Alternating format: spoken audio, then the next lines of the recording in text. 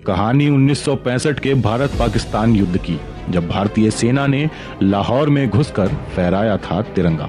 आज हम आपको बता रहे हैं कि 1965 के भारत पाकिस्तान युद्ध में आखिर हुआ क्या था। ये युद्ध विशेष रूप से याद किया जाता है कि इस युद्ध में भारतीय सेना ने अदम्य साहस का परिचय देते हुए पाकिस्तान के लाहौर तक कब्जा कर लिया था और लाहौर की धरती पर भी तिरंगा फहरा दिया। 7 सितंबर 1965 को कॉमोडोर एस.एम. अनवर के नेतृत्व में पाकिस्तानी नेवी के एक बेड़े ने द्वारका स्थित नौसेना के रडार स्टेशन पर बमबारी कर दी। रडार स्टेशन पर हुए हमले का मामला संसद में भी गूंजा और इस वजह से रक्षा बजट 35 करोड़ रुपए से बढ़ाकर 115 करोड़ रुपए कर दिया गया। पाकिस्तानी सूत्रों के मुताबिक पाकिस्तानी नेवी की एक पनडुब्बी PNS गाजी ने भारतीय नौसेना के एयरक्राफ्ट कैरियर INS विक्रांत को पूरे युद्ध के दौरान बॉम्बे में घेर कर रखा था। भारतीय सूत्रों ने दावा किया था कि भारत पाकिस्तान के साथ नौसेना के मोर्चे पर जंग नहीं चाहता और इसे जमीनी लड़ाई तक ही सीमित रखना चाहता है। पाकिस्तानी सेना ने भारतीय एयरबेस पर घुसपैठ की और इन्हें तबाह करने के लिए कई गोपनीय ऑपरेशन चलाए। 7 सितंबर 1965 को स्पेशल सर्विसेज ग्रुप के कमांडो पैराशूट के जरिए भारतीय इलाके में घुसे।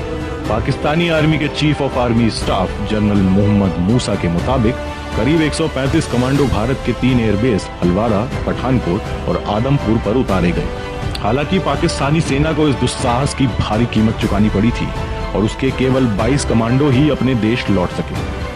93 पाकिस्तानी सैनिकों को बंदी बना लिया गया। इनमें से एक ऑपरेशन के कमांडर मेजर खालिद बट भी शामिल थे। पाकिस्तानी सेना की इस नाकामी की वजह तैयारियों में कमी को बताया गया। हालांकि इतनी बड़ी नाकामी के बावजूद पाकिस्तानी सेना का दावा था कि उसके कमांडो मिशन से भारतीय सेना के कुछ ऑपरेशन प्रभावित हुए। भारतीय सेना की 14वीं इन्फेंट्री डिवीजन को पैराट्रूपर्स को पकड़ने के लिए डाइवर्ट किया गया, तो पाकिस्तानी वायुसेना ने भारतीय सैनिकों के कई वाहनों को निशाना बनाया। इसी बीच पाकिस्तान में एक खबर जंगल की आग की तरह फैल गई कि भारत ने पाकिस्तान के गुप्त ऑपरेशन का जवाब भी उसी तर्ज पर दिया है और पाकिस्तानी जमीन पर कमांडो भेजे हैं। भारत ने जब अंतर्राष्ट्रीय सीमा पार की तो घटनाक्रम तेजी से बदला। 7 सितंबर को पाकिस्तानी राजदूत ने चीन के तत्कालिक राष्ट्रपति लियो शाओकी से मुलाकात की और अयूब खान की चिट्ठी दिखाते हुए उन्होंने चीन से मदद मांगी।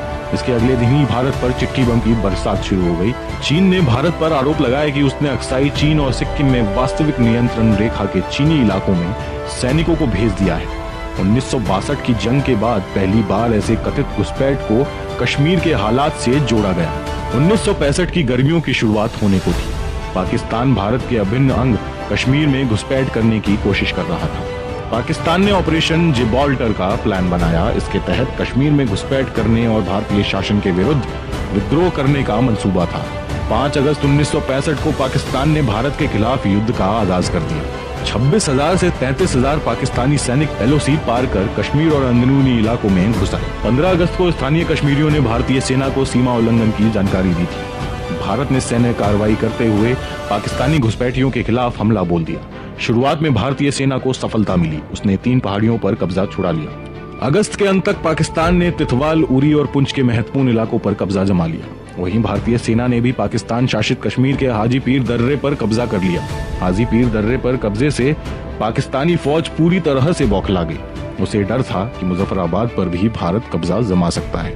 1 सितंबर 1965 को पाकिस्तान ने ग्रैंड स्लैम लॉन्च किया। ग्रैंड स्लैम अभियान के तहत पाकिस्तान ने अखनूर और जम्मू पर व्यापक हमले शुरू कर दिए। ऐसा करके वो भारतीय सेना पर दबाव बनाने लगा। कश्मीर में रसद और अन्य सामग्री पहुंचाने के रास्ते पूरी तरह बंद हो गए।